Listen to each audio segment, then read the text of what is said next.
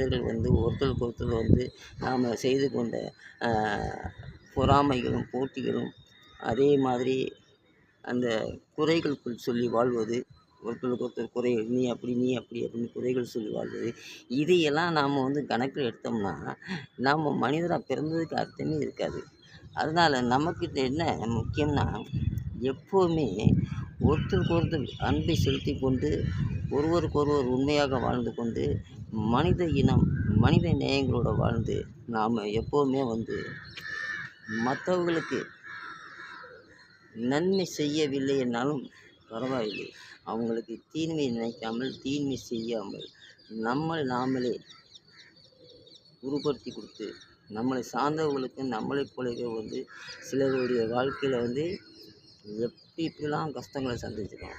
ஆனால் அவங்க எதை சொல்லுவாங்க, அந்த கோளாறு இந்த கோளாறுன்னு சொல்லுவாங்க. அந்த கோளாறுலாம் நம்ம நினைக்கவே வேண்டாம்.